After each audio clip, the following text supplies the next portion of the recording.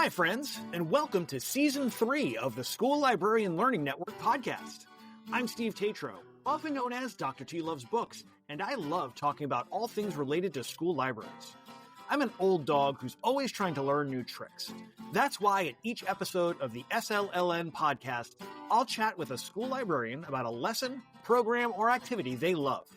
Hopefully, this can be a place for school librarians to get ideas and find new ways to engage with their students and staff. Speaking of which, I'd love to hear about what you and your friends are doing in your school library. Email me at drtlovesbooks@gmail.com. That's drtlovesbooks@gmail.com to tell me about what you're doing, offer feedback about the SLLN podcast, or to request a podcast sticker. As Amy Herman likes to say, being a guest on a podcast is a great way to show your admins you are engaged in meaningful professional development and leadership in the profession. So drop me a line and let's chat. That being said, the opinions and ideas shared in this podcast by myself and my guests are our own and do not reflect those of our school districts. I just like to geek out about school libraries. So without further ado, let's get to this week's episode. Hey everybody, I'm back. I got another new friend. I am very excited to hear about this week's activity, lesson, program. I'm not quite sure how to classify it, but it's awesome and I'm very excited to hear about it. But before we do, let me say welcome, Amy. I'm so glad you can be here. Why don't you take a second, tell folks who you are, where you're at, and what you do. Hi, everyone. So my name is Amy Garlitz. I am a high school librarian for grades 9 through 12 at Frederick High School in Frederick, Maryland. This is my 13th. Well, I just finished actually my 13th year of education. It'll be year 14 in the fall, which is crazy. Yeah, right? They fly by. It really does. It's I just finished my 8th year in the library. So Nice. I was a teacher before I became a librarian. It was really a great experience these last 8 years. And I've spent them all at Frederick High School, which has been fantastic. How did you end up going from the classroom to the library? What was that path? So I was a 7th and 8th grade social studies teacher. I absolutely loved teaching social studies, but I was kind of a crazy teacher where I would make these insane lessons that were like super elaborate. And I knew if I stayed in the classroom forever, I was probably going to burn out of education. Mm-hmm. Well, I was trying to figure out, I was like, I know at some point I may have to switch gears. The librarian at my middle school where I taught, she was incredible. And she kind of pulled me in and she was like, you know, you would make a really great librarian. Nice. And I was like, the recruiting. I love it. Yeah. And I was like, really? You think so? She's like, oh my gosh. Yeah. She's like, you would be great. So she was the one that inspired me to look into getting my media specialist degree. I went to University of Maryland and got the school librarianship certificate because I already had a master's degree. Gotcha. So that's how I got into the program. And, you know, I was really shocked and amazed that I got hired in my position that I have now before I even finished my degree. Oh, that's awesome. Yeah. I applied on a whim because high school library jobs are so hard to come by. But you had to be within 12 credits of finishing your degree to be, you know, in the pool. So I was like, oh, why not? I'll just try. And, you know, the media specialist at my school, she was really encouraging me to go for it. And then lo and behold, I got hired and I was so shocked. And That's awesome. I really hadn't planned on leaving the classroom so soon. But I was like, the opportunity was there. So I had to take it. And I'm so glad I did because I've loved it. Absolutely. And it's interesting, like we don't get a lot of social studies teachers in the library world. We get a lot of English teachers, but social studies is a little more rare. So good on you for making the switch over. And I can see from what we're going to talk about that the elaborateness of what you were doing in your classroom, which I love. This is awesome. So before we get into like the specifics of it, I'm just kind of curious, like what was the genesis of this idea? So this idea came about when I guess now this was our 5th year doing it, which is crazy. Wow. So 5 years ago, our district decided that they were going to collect student Chromebooks, which we are a 1-to-1 district. They were going to collect them 2 weeks before the end of the school year. And teachers were freaking out. They were like, what are we going to do for 2 weeks without Chromebooks? So I was trying to think of like a fun way to help my teachers. There was a really great English teacher that I collaborated on this whole project with.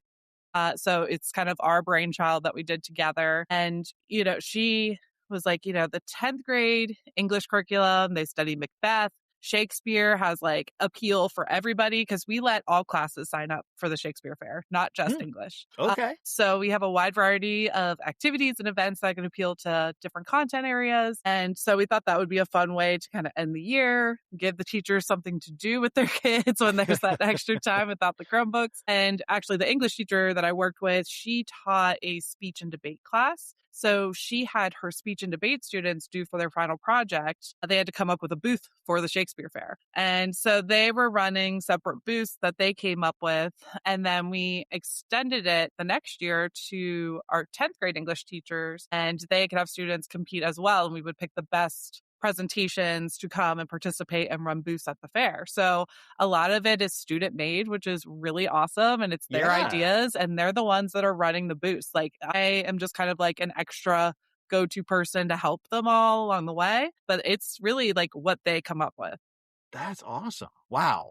I mean, I taught 7th and 8th grade English for many, many, many years, and Romeo and Juliet was always my favorite thing to teach with the students, because I know when they walk in the door, they're like, oh, Shakespeare, oh my gosh, and like, what is this thee, thou, thy stuff? But Shakespeare is so sex, drugs, and rock and roll. Like, he was the summer blockbuster of his time. So like, when we can get the kids past some of the language and help them see the story behind it, holy smokes. Every one of my students was always like, wow, I did not realize. And I actually almost got in trouble one year because there was a parent who came in and was like, yeah, so some of the stuff in Romeo and Juliet is really not appropriate for 8th grade. I was like, hey, I just teach what they tell me to teach. I don't know what to tell you. So it's definitely got some racy stuff in it. But yeah, I love it. And I love that you're doing a Shakespeare Fair. And I love that the students are the ones who are really driving a lot of this. That's great. Yeah, and it's really cool because we didn't just limit their booth ideas to only Shakespeare. It could be from Shakespeare or something from the time period.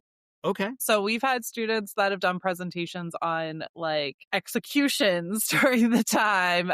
Okay. We've had kids that were really into like the witches and Macbeth, and they make like a whole fortune telling station booth. And that's cool. Yeah, and they'll give like a little history of like the witches in the story, and then also like, during the time. It's really a cool thing that they could do. We've even had kids that are really interested in science, and they talk about how the people at the time were very interested in the planets, and they'll research and like explain like what they thought about, all the planets and astronomy.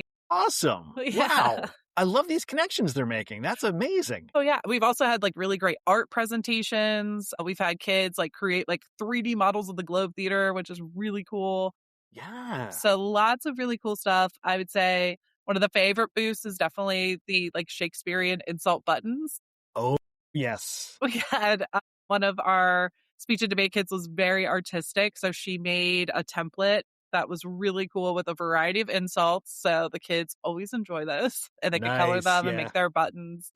And we actually made that station we have a really great collaboration with our public library system in Frederick.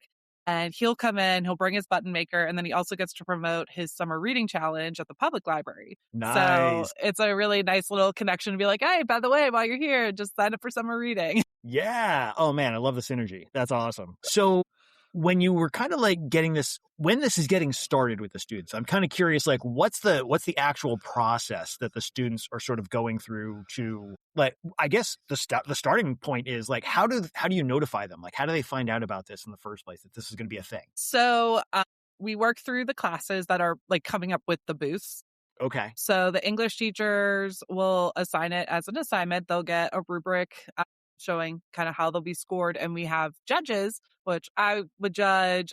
My media assistant is a judge. Administrators, if they're available, are judges, and any teachers that are on their planning periods, or teachers that taught seniors, because our seniors are already gone by the time we do the Shakespeare Fair, Gotcha. because it's always at the end of the school year. So they'll come down and be judges, and we have like a little scoring sheet so they can see kind of what we're looking for. And, some students, they will do really amazing presentations, but they'll be like, I don't really feel comfortable. I don't want to do it. So we don't force anybody to do it, but we'll ask them if it's really cool. We're like, hey, can we just have it in our gallery area so kids can still go and see all your awesome work? And usually they'll agree to that, which is really cool. Gotcha. But a lot of kids do want to participate and, run the booths. And it's really fun. Like there's certain booths that we always have, and then others are student created every year. Like we always have an axe throwing station because that's just a lot of fun. Well, hold on now. Hold on. You're doing an axe throwing station in your library. Yes. Don't worry. It is not a real axe. Okay. That's what I was hoping you were going to say, but I'm so curious. So how are you doing this then? So we have a student that will run it that usually is maybe like is really great at presenting, but maybe didn't have the best project necessarily. Like the student we had run it this year, he's very smart, intelligent. But the presentation, like his actual project was a little bit messy. We were like, I don't know. And he did it on execution. So we were like, would you want to run the axe throwing booth? And that way, you could explain what you learned about executions, but also have this activity to do. And he was like, oh, yeah, I'll definitely do that. So he would, he's in charge. He keeps all the kids in line, gives them their 3 axes that they get to throw, and he'll go and run and retrieve them and get them back. And he runs the whole thing, which is really fun. That is cool. Yeah. What are the actual axes? Like, are they cardboard? Are they? They're like, so we got them on Amazon. They were like, oh, okay. Yeah, I think they were like almost like a hard styrofoam with like a Velcro type of end that could like stick in. Interesting. So okay. they're a little hard. Like if it hit somebody, it would be hard. But the way I have my library set up, it works pretty well because I have a bunch of low shelves. And so the person that is running the booth is standing right next to the low shelf, and we will have the axe throwing thing on top of the shelf. Or in the past, we had ones that hung on the wall and they could be hanging on the wall. So nobody would be behind where the axes are being thrown. Gotcha. Okay. Yeah. That's, I don't think I've heard of like a Velcro hard foam sort of an axe. That's a brilliant idea and great for a library. Like, well, I mean, not great for a library, but like for this event in the library. yeah, absolutely. Okay. And so axe throwing is a regular thing. Any other regular booths that you usually have in there? Yeah. So we always have, like I said, the Shakespeare buttons. We always have a photo booth. We borrow dresses from the theater department. So like I said, we get a lot of people involved. So the theater department will loan us costumes. I also have, whenever I was a classroom teacher, I taught 7th grade medieval history. So I have a bunch of classroom props that I had from teaching. So those are in there too. Awesome. And, students love taking the pictures. One of the most random costumes in the assortment is always a cow costume. And there is always someone that wears it every single block that we do it. I don't know why the cow costume is there, but now we can't get rid of it because the kids love it. Medieval cow. I love it. Yeah. Let's see. We also have a Lego building station where it's set design and set building. So we write a description of 3 different Shakespeare scenes and the kids have to build Lego models after the scenes. So that's a great idea. Oh, yeah. It's really fun. And like the kids that just kind of want something quiet to do, they really tend to gravitate towards that. And then also connected to that, we have a coloring station where they can decorate masks for the masquerade. And also just coloring sheets from like Romeo and Juliet and other Shakespeare plays that the kids enjoy doing. And then the last booth, I think it's the last one that we usually have, is a hair station where a couple of students every year, they will help, braid students' hair, add ribbons to it. We buy like fake flowers they could stick in there. That one is always super popular too. And this year we didn't really have, the girls that ran it weren't as comfortable with like the braiding. So what they did is they got extra flowers and they helped kids make flower crowns, or they had bobby pins and like a hot glue gun and they could like make little flower pins to put in their hair. Nice. So it was like a kind of nice way to like change it a little bit since we didn't have anyone that quite felt comfortable doing the braids like we did in the past. But it was really fun. Yeah, man.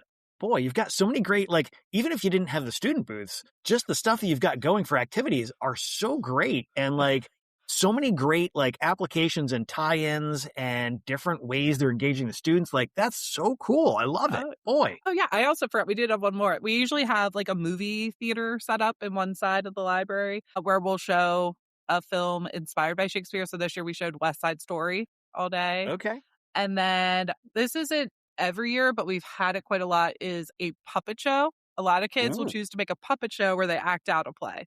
Okay. So that's a really fun booth. And this year we didn't quite have a traditional puppet show. Instead, the kids that did their presentation, they had a guy that was William Shakespeare as a sock puppet, and then he ran Jeopardy and would insult people if they got it wrong.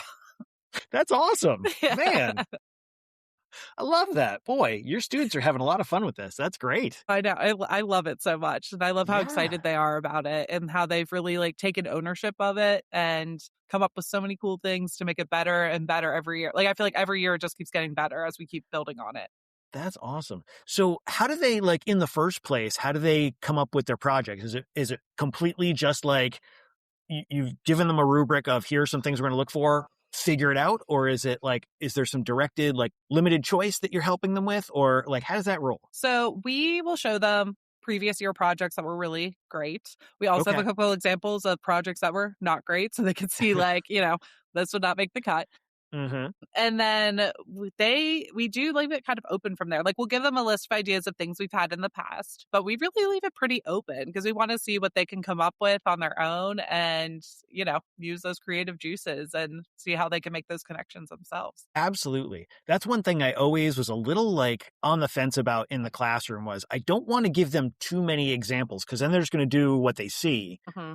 But if they have nothing, some kids just vapor lock and they can't even figure out what the parameters should look like. So it's kind of that dance of giving them too much versus not giving them enough. I love that you give them some that are like, maybe this isn't the way to go as a benchmark for them to think about like, okay, I can see where I need to at least get to. So Yeah. that's great. Yeah. And it's really cool. Like the different new things. Like this year we had a group that came up with making paper dolls. I guess making paper dolls was a big thing back then. I had no idea.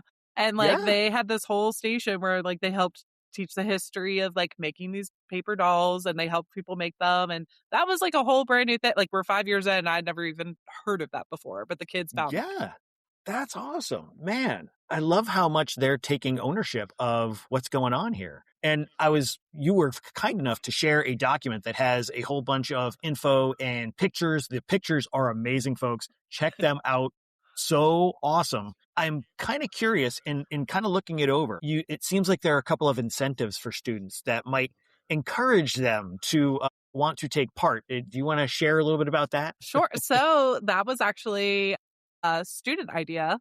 Ah, The students that came up with the booth this year for sonnet writing decided they wanted to make it kind of a little competition. So they wanted to teach students about sonnets, how to write it, and then they had a little competition. Oh, and teachers too. They decided to let teachers participate as well. So nice. they made kind of like a little basket of prizes. My media assistant is super creative and like fantastic, and she's the one that really decorated them and made them look really pretty. But Nice. it was the student's idea to have kind of like a prize or incentive because they're like, I don't know if people will sit and write a sonnet while they're here unless they have like some kind of incentive. So that's Yeah. how they came around to that. And then the Shakespeare Jeopardy game, once again, the students came up with the winning team. They gave out like beaded necklaces and they brought that themselves. So it was Huh. really cool. And like even in past years, last year, I actually didn't get to be at the Shakespeare Fair.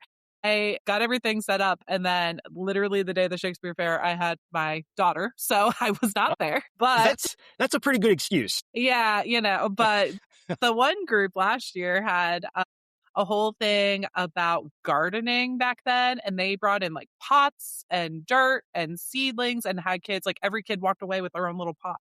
Like, Oh, I know. I was like, that is amazing. I also don't know how they got it together that fast, but they did. And, that's so like that's awesome. really cool. Wow. We've also had kids make like a slime station and they would tie that back into like the witches of Macbeth. And Ah, okay. I that's was how wondering what the connection was that's going to the be there. stretch there. Okay. Yeah. But they were Gotcha. like, they need to have hands on things to do, which is something to think about when you're running a fair. So I appreciated that.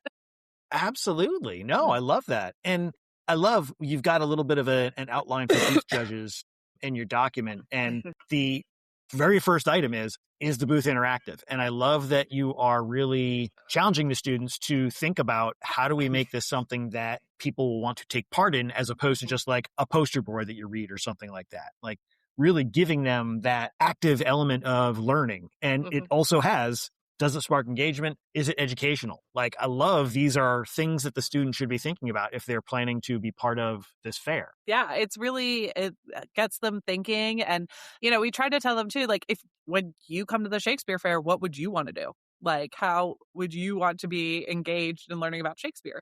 So Yeah. that's, one of the ways they could think about it. Like, what would I have fun doing?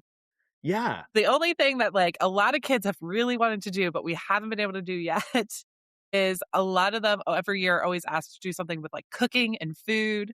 But the way our school's set up, the library's on the second floor, our culinary class is on the first floor. We're like, there's no way that we could get like kitchen stuff up here if you're actively cooking. Like I don't think Yeah. I can make that out. We'll see if we can Yeah. figure it out one year. But we were talking about for a little bit like maybe trying to expand it down to the first floor if we get enough buy-in from other staff members that maybe want to be involved. That's kind of like a little dream that English teacher and I had is like, it could be 2 floors of the Shakespeare Faire. But I That's don't know. awesome. But we'll see. Man. I don't know. That would be a lot. And right now, the nice thing is I do like all the kids being in the library. So Right. It's having that sense of what is going on and being able to sort of ride herd, especially with high school students, especially in a fair where they're kind of doing a lot of things. It's awesome they are, but I can 112% see why you'd want to kind of keep an eye on things as it's going along. Yeah, I feel like if we had people wandering to the different floors, that could be where like issues could arise, especially at the end of the school year. As we all know, they get a little crazy. So Heck yeah. Yeah.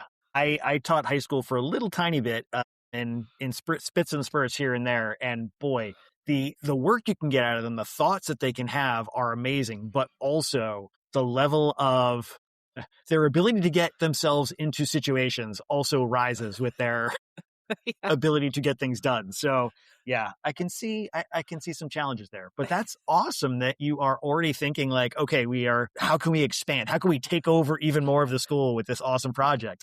I know. So great. The culinary teacher mentioned the one time, he was like, we need turkey legs. And I was like, well, that would be your department, sir. You can figure that one out. Man, all those greasy turkey fingers on books. Yeah, no. Not a good mix, but so cool. Yeah. And I love that it's very much a Renaissance fair, except with this very specific focus that is really tying it in to your literature, of course. But I mean, all these booths that you're talking about, all these activities that your students are doing, they're hitting on so many different subject areas and disciplines, and just the cross-disciplinary nature of this is so incredible. It's so great. Boy. Yeah, that was a big selling point for, for the school, I would say. That's how we've gotten so many people behind us in doing this project, because it is not just like an English specific thing. It is something that could be open to anyone. And plus, like, Renaissance fairs are just fun. There's a lot of people that just enjoy them. So I feel like teachers really appreciate having those other subject areas. But I think they also just appreciate, hey, we can bring our kids out of the classroom at the end of the year and let them go have fun, and we don't have to plan anything. So I think that's also a win there. Oh, yeah. Anytime we can take time off of teachers' plates when they've got that kind of amorphous, there's not really a great plan in place, like they're going to love that. They're going to love us for that. So that's awesome. Yeah. So how many students are in your school? So we're a fairly large school. It was like 1,720 students last year. Okay. That's a pretty good sized population. Yeah. So we're pretty large. And I would say the hard thing is obviously we don't have enough room in the library for literally everybody to be there all at once. So the way I set it up is I create a calendar.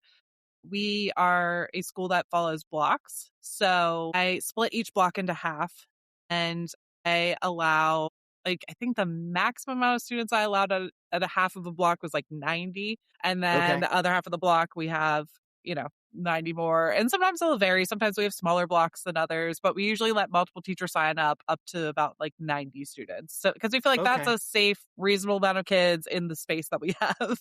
Right. Obviously, we have all the teachers are there. They're not just like dropping off their classes and leaving. So it's not just me and 90 students. Yeah, no. But that would be problematic. Yeah. So I think at the end of this fair, because like I said, we had varying numbers. I want to say we had like 850 or almost 900 students come through the fair this year, which was really cool, especially because that's, after seniors leave. So all the seniors are gone. They're not there. So that's it's a good, amazing. decent number. Yeah. And so is this limited to 10th grade? Are the booths limited to 10th grade, or are those open? Because I believe you were saying that this was a 10th grade English project originally. So is that still a kind of a limiter or a guideline? So it originally started with an elective course called speech and debate, and speech and debate can have kids from grades 9 through 12 in it. So it can have Okay. any age in there. If speech and debate runs in the spring, then we do have them involved still. But this year, actually, we did not have a speech and debate class in the spring. It ran in the fall. So we were Okay. like, come on, guidance counselors, couldn't you have put it in the spring? But instead, we just moved from the 10th grade English classes because that's the teacher that's been willing to do it. If there were other teachers that wanted to do it, I would totally be open to them doing it. I think, it's about them building in that time and figuring out those curricular connections to be able to put hmm that project in there. Yeah, well, absolutely. And so are the same, like when you pick students who are going to be doing booths, let me back up a step and say, is this a multi-day fair? Yeah, we do run it for 2 days. We feel like they put so much Okay. work into it that one day would just not be enough. Sure. No, that totally makes sense. And so within those 2 days, are the student booths the same for both of those 2 days, or do you switch them up, or how does that roll? Yeah, we've kept the booths the same for the 2 days. Okay. Sometimes we'll have kids that are like, I can run the booth on the first day, but I can't be there the second day because I have to make up a test or something like that, which is totally hmm fine. We're like, if you're running a booth and you need to leave to make something up, especially because it's the end of the year, it's crunch time, or there's like a really important class you don't want to miss, like you can totally come and leave as you wish. Like we get hmm permission slips signed from their teachers so that we have them and we know they have permission to be there. But Gotcha. also, it's the student choice if they are like, I have this really big math test. I don't want to miss it. Right. Which, I was like, why do we still have math tests at the end of the school year? But yeah, go ahead.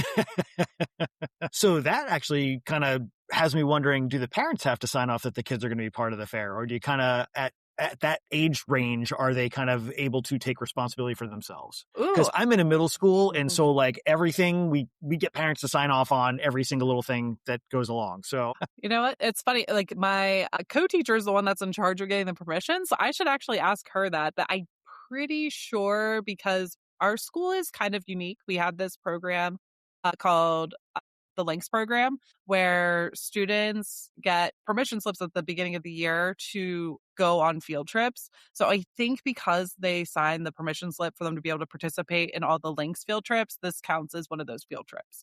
So I gotcha. don't believe they have to have like a separate sign off from their parents because Okay. they have permission to participate in those different experiences already. Gotcha. So, like the Links program, it stands for Linking Youth to New Connections. And it's about helping students learn about like different career opportunities. We have people from our community come in to speak to them about different careers.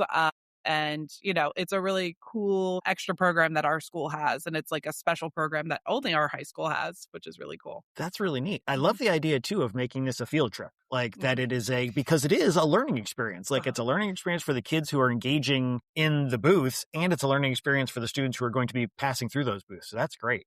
Yeah, Huh. it's really cool. And like, yeah, like we said, because they get pulled quite often for speakers in our building, or they get to go off campus to go visit different sites to learn about careers. So it's very common in our school for kids to be pulled for these different things. Gotcha. Mhm. Okay. And we've been talking about booths, but they're not actually like booths, are they? Like with Lucy as the psychiatrist is in 5 cents. Not usually. Like some kids have actually made like a legit booth, like especially the puppet shows. We have multiple Okay. puppet show booths that are like in my storage closet. And they make it look legit. Like it has, the curtains and everything. It's really cool. But yeah, usually the way we do it for the kids is we'll- we buy some trifolds to have on hand in case they can't get a trifold for whatever reason. And they can kind of have it up either next to them or, behind them, however they choose to set it. So that's kind of our booth. Gotcha. Okay. So it's almost like we might think of it like a station in the Yeah, library. Like okay, that totally makes sense. Totally makes sense. But I love that we're calling them booths, because if you were going to Renaissance Fair, it would absolutely be a booth. So right. We're trying love to it. just, Sticking with the yeah. nomenclature. Yes. Yeah, And we kind totally of makes split things sense. up because, like I said, all of my shelves in my library are able to be moved. So we can kind of chunk them to like move and make different sections. And all of our tables can move. Like everything is movable, which is really nice. So we can set things up and kind of space things out in a certain way.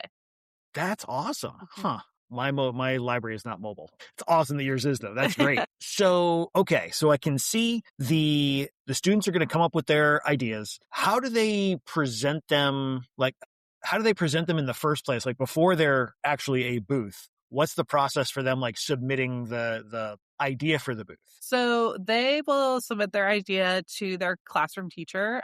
Okay. She is fantastic. She really is good about giving those kids feedback and is honest with them. So she has to sign off on whatever they come up with beforehand. And if she's unsure, she's like, "What do you guys think of this?" She may like email me and the other teacher, and we'll be like, "Oh no, that sounds great," or maybe like, "I don't know." But usually she handles all of that, which is really cool. And I feel like this whole big thing would not be possible if it was not a collaborative thing.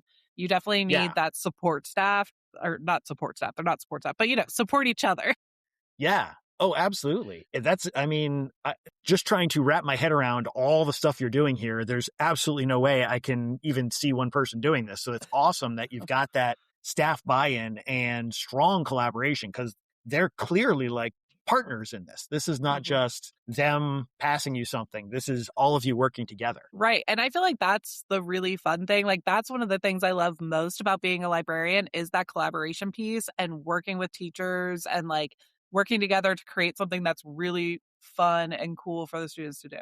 So Yeah. it's really great that the teachers, trust me and can work with me, and I can 100% trust them to get their part done too. Yeah. All right. So the kids submit their ideas. Teacher says yes, no, maybe so. You figure out like is there a set number of booths that you accept, or is it like any that are good enough we're going to find a space for? So it depends on how many sections of the class that we have going on because it varies from semester to semester. And we did this year have some students present in the fall semester. So we picked, I think, one from each class in the fall semester. And generally we do one from each class that participates. If there are two and we just like love it, then we will like try to squeeze in an extra one if we can.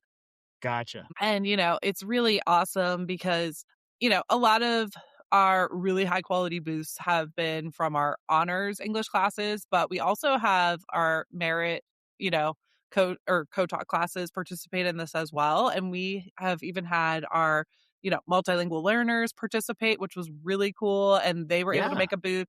And, we told them, we're like, if you want to speak in Spanish and in English to teach your content, like you're more than welcome to, because we have a very large Spanish speaking population at our school. So it was really cool. And I feel like they felt very proud that they got picked to be in the fair, because they were fairly new to the country. And it was really fun to see their perspective on Shakespeare.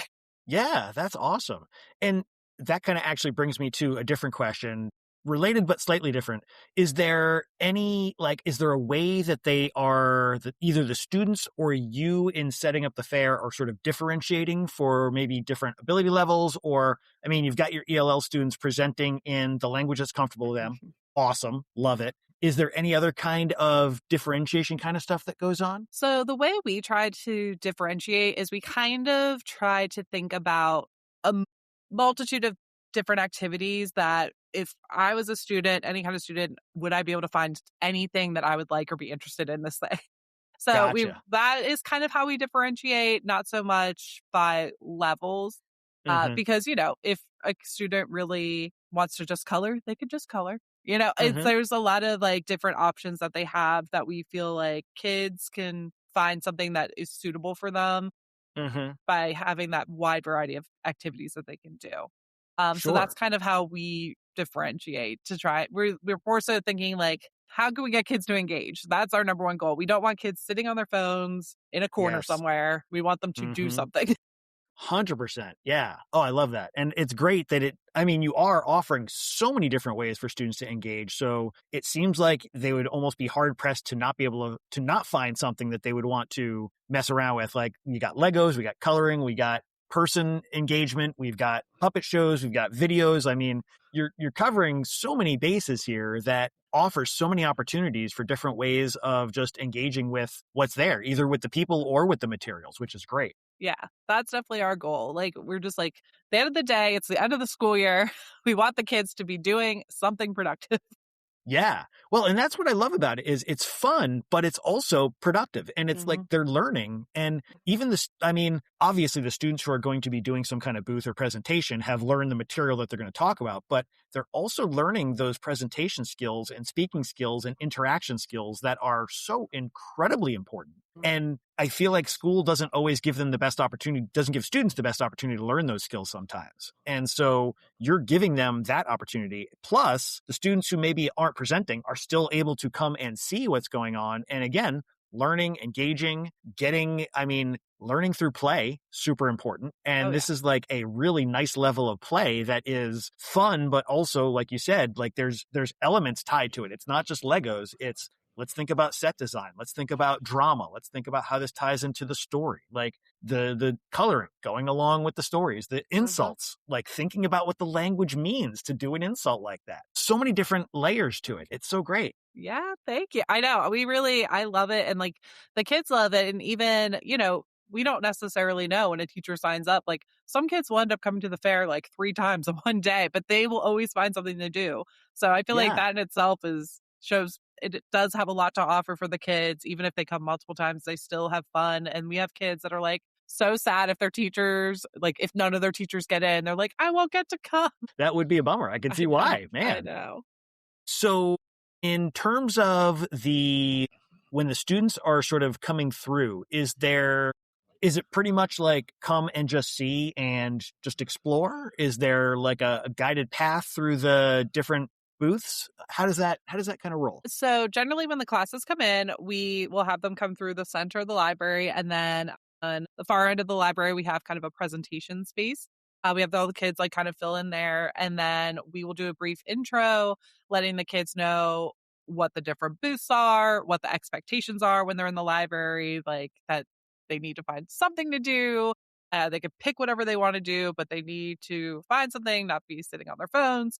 That they need to follow anything that the students that are running the booth say they need to listen to because they are in charge of the booth.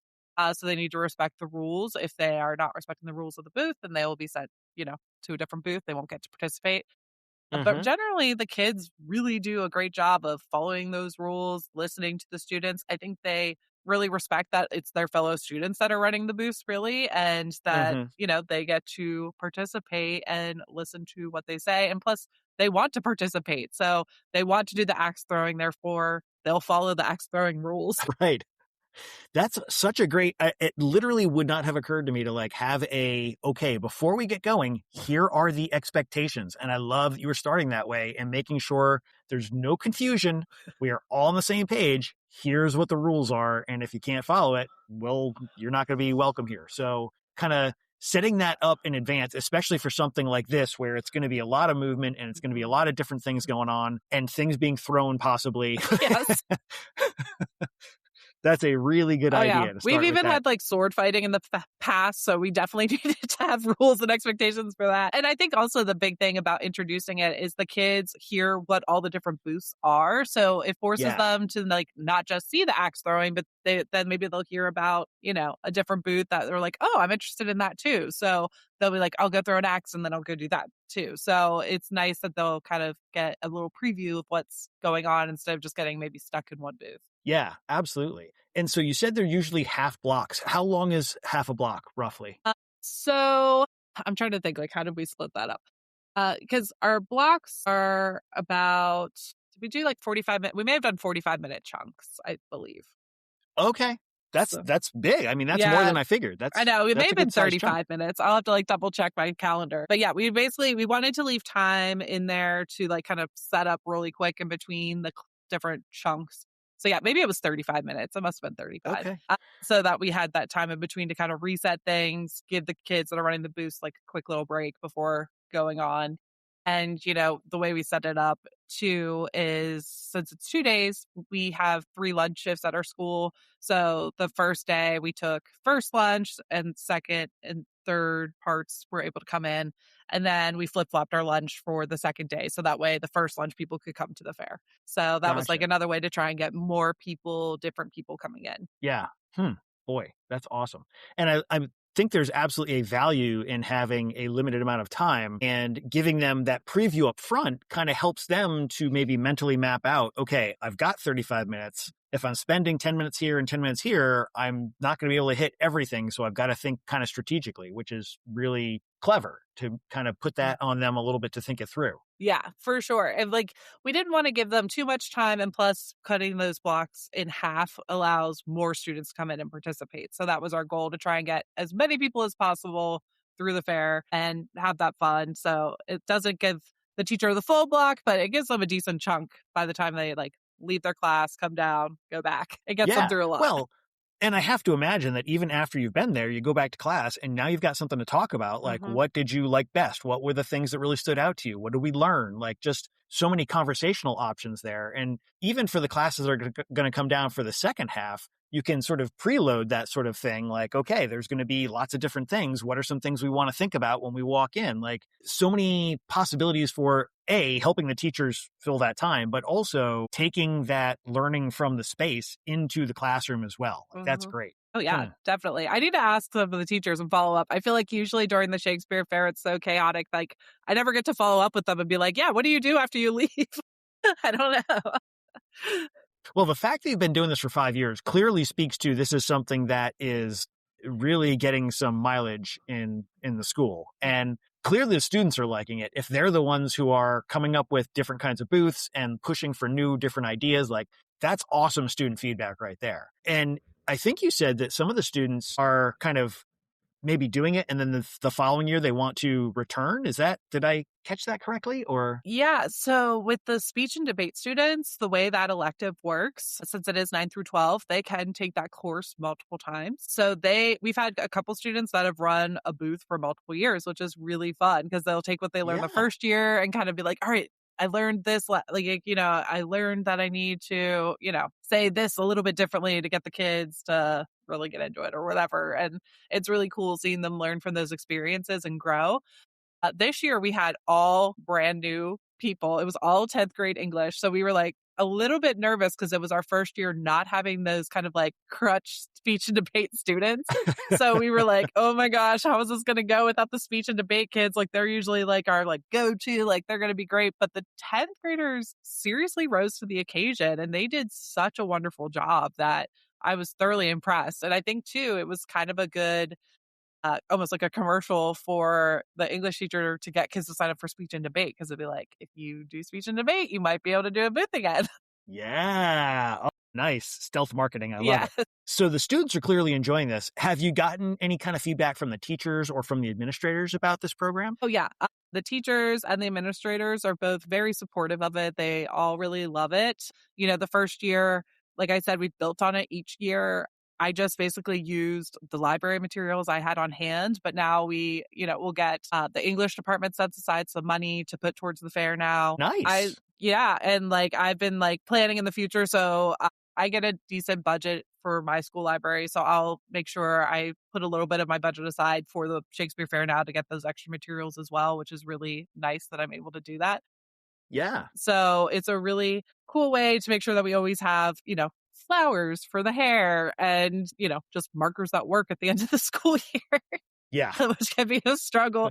Or, popsicle sticks, or, I try to have a bunch of like crafty stuff. And I also use it for my maker space for school during the school year. So it all really works out that those materials are really good to have. But I always kind of keep like a little secret stash for the Shakespeare Fair for the end of the year set aside. Yeah. And so I think you also mentioned at some point that the students are often doing a lot of their own material sourcing for their projects. Is that correct? Yeah. We tell them, these are like, we give them a list and we're like, these are the materials that we have. You are welcome to use the materials that we have. If you want something outside of that, then you have to find a way to make that happen. Gotcha. So it's up to them. If they want to choose to do that, they can. But we certainly do not make that mandatory because, we don't, not all of our kids would have the funds to do such a thing. But, the ones that choose to are welcome to. That's kind of how we leave it to them. Yeah, no, that's great. I'm almost picturing like, because I'm thinking booth and I'm thinking, how do I get funds? Maybe we get like a sponsor and like this booth sponsored by Tony's Pizza. Right? Yeah, for sure. I feel like we could totally reach out into the community if we like try to expand and make it bigger or come up with like bigger and better booth ideas. Like I'm hoping, like that's a really cool idea. I might have to steal that and be like, let's go ask Please. all of our business partners that work with our school if anyone wants to sponsor a booth. That's such a good idea. Why not, I right? know. Get those extra funds going in there, see what the kids can really, give them a little bit of a budget, see what they could build. Oh, and that could go, into like the financial literacy curriculum. So see, look at that. There we go. You're already making this better too. See, this is why we got to collaborate. It's the best. That's it. That's absolutely it. I love it, man. So clearly this is something that has kind of evolved as the years have gone on, and your students are loving this. Your staff is loving this. This is such a great program. I can see why. If I know folks are going to hear this and be like, oh, I need to do this, because I'm already going, oh, I need to do this. And I'm trying to figure out in my head, how am I going to introduce this to my English teachers to work with Romeo and Juliet at the end of our school year? So do you have any suggestions, advice for like first time folks, or things that you really should have in your mind up front, or things that you've learned over 5 years of doing this? Like, we started here, now I know better. Yeah. Well, I feel like the biggest key to success is having that collaboration piece with your staff. So I would say, try to be active with your staff, try to get to know your staff, really build those connections, because this is such a big undertaking. It would be so difficult to do by yourself. Like maybe if you have a small school, you might be able to do it. But if you don't have that teacher buy-in to bring them to the class, to the library, then it's not really going to work out. So my number one piece of advice is build great relationships with your staff, really get to know them on a personal level. And, that way, if you come up with a crazy idea, like a Shakespeare Faire, they'll be like, yeah, that sounds fun. So I really feel like building those connections, really trying to get your staff into the library throughout the whole year, that is always a focus for me, because, they won't want to come or won't trust me to put together this big event if they have never worked with me before. So I feel like that's such an important piece. Another thing I would recommend is having those clear expectations up front with your students about what you want to see. Yeah. If you don't have those clear expectations, then I'm sure the booths could just be like thrown together, especially now, like AI slop. We don't want that. So, we want like real, and I think too, we never really get any AI stuff because the kids really get into making this hands-on, because I feel like a lot of teachers don't do like the old school, like trifold projects anymore. Yeah. So I think it's kind of an exciting novelty for them, where in the past, this may not have been quite as exciting, but for our students that are so tech heavy, it's really fun for them to do that hands-on work and be creative. Sometimes too, I think with the curriculum standards, the way they are, things can be so strict in the classroom. So this is a way for kids to be creative, but also learn at the same time. And I guess another piece of advice I would say is, you don't necessarily have to do a Shakespeare Faire. Find a really cool, interesting topic that a large portion of your staff and students would be interested in. Even you can make it history-based or science-based. It could be anything. So you don't have to feel limited to making it just a Shakespeare Faire. But, if you do, it is a lot of fun. Yeah. Well, and I feel like Shakespeare is sort of almost universally accessible in American schools, because it seems like every middle school and every high school teaches at least a couple of different Shakespeare plays or poems, or like it's just sort of a bedrock of our curriculum. And as you're pointing out through all of these different awesome tie-ins, it can be so cross-disciplinary. And so although you might be starting with an English kernel, it very quickly can spread out in so many different directions. So that's really great. And absolutely, you could go in different directions, but like in my mind, of course, it's going to be Shakespeare Faire. Yeah. But right. I mean, I feel like it is it's just such a great cross-disciplinary topic that there's so many projects kids could do. Like we've had, projects about Shakespeare specific plays. We've had projects about Renaissance art. We've had projects about like King Henry VIII. Like, it just all of that British history. I mean, there's so much. And like I said, the science aspects, the witches, the gardening, it's just crazy what these kids can come up with when you're given just that broad kind of topic. Absolutely, man. And like, I'm jumping because Romeo and Juliet, I taught it for almost 20 years. So like, I know it left, right, backwards, and forwards. And like, I'm thinking medicine with all the different stuff that Friar Lawrence is doing. And like, maybe different, I don't know, fighting styles or like gang violence. Like that's an important part of the play. Like, how do we tie that in? Like, I can see them doing modern connections to the medieval topics and really making it clear that these stories, although they were written 400 years ago, they're so incredibly relevant to so many of the things that are going on today because history repeats itself and people are people. And that's what Shakespeare's plays are at heart. They're about people in situations that they find, that real people are going to find themselves in. And maybe there's not spirits turning it into a donkey, but like there's going to be, those kinds of interpersonal conflicts are things we got to think about and learn about. So yeah. Boy. And that's why we always like to bring in that like pop culture type of element to this and show at least like one Shakespeare inspired film. Like I said, it was West Side Story this year. We've done, the Leonardo DiCaprio Romeo plus Juliet. We've Love done it so much. The Lion King. And we've done, nice. a lot.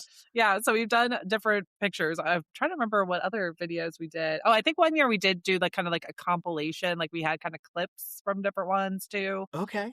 So you could definitely go a lot of different ways with that to get at that like modern tie-in that the kids can really be drawn into and see like, oh yeah, the story is still relevant. Love that. Someday I'm going to manage to get Strange Brew into a Shakespeare class or lesson or something. It's a movie from the 80s about these guys who are Canadian who drink a bunch of beer and they're dum-dums. And the movie, it's based off of an SCTV. I don't know if you know SCTV, this Canadian like SNL version sort of show. And the two guys who are on it, Rick Moranis and Dave Thomas, they play these brothers and they were just these goofballs in the show.